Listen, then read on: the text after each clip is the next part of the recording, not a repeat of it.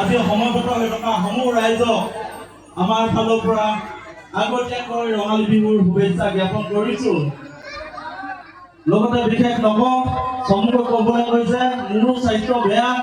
এইকেইদিন বিভিন্ন ৰাজনৈতিক আৰু সামাজিক কাৰ্যসূচীসমূহত অংশগ্ৰহণ কৰি আছোঁ।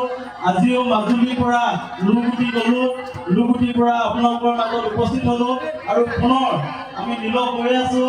নিলখতো আমাৰ সভা আছে, গতিকে বেছি সময় নলওঁ।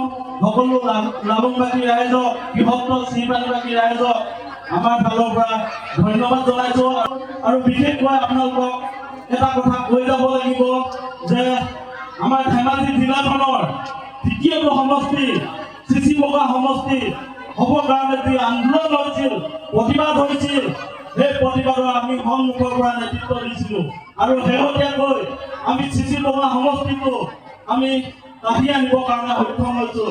গতিকে ধেমাজি জিলাৰ তৃতীয়টো সমষ্টি হোৱাৰ ক্ষেত্ৰত আমি নতুন প্ৰজন্মৰ যুৱক হিচাপে, শিক্ষিত যুৱক হিচাপে আজি আপোনালোকৰ যি মৰম আশীৰ্বাদ পাইছোঁ আৰু শেহতীয়াকৈ যি ৰাইজৰ মাজত ৰাইজৰ অনুৰোধত যি ধৰণে সমাদৰ পাইছোঁ, আমি সকলো লালুংবাসী ৰাইজক ধন্যবাদ জনাইছোঁ।